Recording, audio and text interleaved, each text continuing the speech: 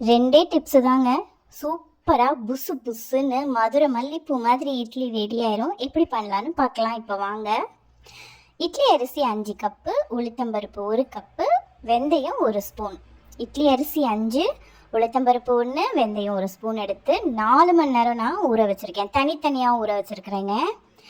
அரைக்கிறதுக்கு 1 மணி நேரத்துக்கு முன்னாடி உளுத்தம்பருப்பு எடுத்து நான் ஃப்ரிட்ஜுக்குள்ளே வச்சுருக்கேன். அரைக்கிறதுக்கு 1 மணி நேரத்துக்கு முன்னாடி உளுத்தம்பருப்பை ஃப்ரிட்ஜில் வச்சுருக்கேன். ஃப்ரிட்ஜில் வைக்கும்போது கிரைண்டர் ஹீட் ஆகாமல் இருக்கும், மாவு நல்லா பொங்கி வரும். இப்போ முதல்ல நம்ம உளுந்து அரைச்சிக்கலாம். கிரைண்டரில் நான் ஃபஸ்ட்டே அரை கிளாஸ் அளவுக்கு தண்ணி விட்டுருவேன். அதுக்கப்புறமா உளுத்தம்பருப்பை போட்டு நல்லா பொங்க பொங்க நம்ம அரைக்கணும். உடனே தண்ணி ஊற்றிடாதீங்க. தண்ணி உடனே ஊற்றுனீங்கன்னா பொங்கி வராது. உளுத்தம்பருப்பு எவ்வளோ பொங்குதோ அந்த அளவுக்கு நமக்கு இட்லியும் பொங்கி சாஃப்டாக வரும். நல்ல சூப்பராக புசு புசுன்னு வரும்.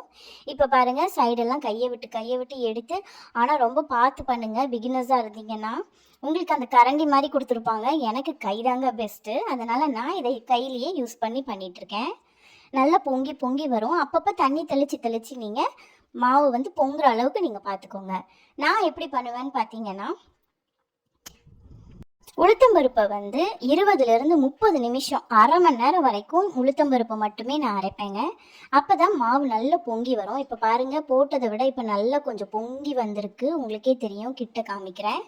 இந்த மாதிரி நல்லா உளுத்தம்பருப்பு பொங்கி பொங்கி வந்தால் தான் நம்ம இட்லி புசு புசுன்னு நல்லா சாஃப்டாக சூப்பராக இருக்கும். எவ்வளோ நேரம் ஆனாலுமே சாஃப்டாக இருக்கும். இப்போ பாருங்கள், பஞ்சு மாதிரி இருக்குது உளுத்தம்பருப்பு.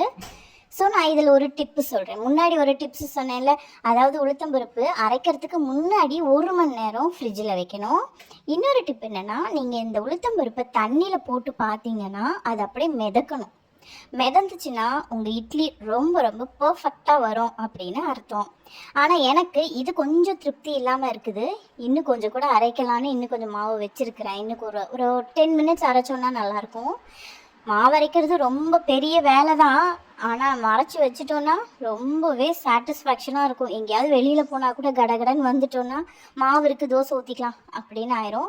நான் இட்லி மாவு, தோசை மாவு, பணியார மாவுன்னு தனித்தனியாக நான் அரைக்க மாட்டேன். எல்லாத்துக்குமே ஒரே மாவு தான் அரைச்சி வச்சுருவேன். இப்போ பாருங்கள், நல்லா வெண்ணெய் மாதிரி இருக்குது. இப்போ இன்னொரு வாட்டி நான் அரைஞ்சிருச்சு. அந்த உளுத்தம்பருப்பை எடுத்து போட்டுட்டு ட்ரான்ஸ்ஃபர் பண்ணிக்கிறேன். ட்ரான்ஸ்ஃபர் பண்ணிவிட்டு அதே கிரைண்டரில் அரிசி போடுவோம். எங்கள் அம்மா எப்போவுமே சொல்லுவாங்க, அரிசி ஆட்டும் போது முன்னாடியே தண்ணி விடக்கூடாது. முன்னாடியே தண்ணி விட்டோன்னா அது கொரகொரப்பாக தான் அரையும் அப்படின்னு. ஸோ நான் தண்ணி விடாமையே அரைக்கிறேன்.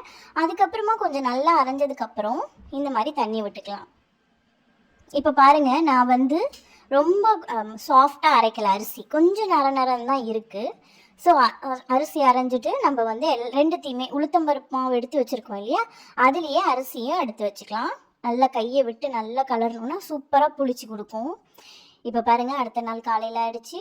சூப்பரான இட்லி மாவு ரொம்பவே சாஃப்டாக ரெடி ஆயிடுச்சு. இங்கே பாருங்கள், இந்த ஸ்டேஜில் இருக்கணும். இந்த ஸ்டேஜில் இருக்கும்போது நான் இட்லி ஊற்றி காமிக்கிறேன்.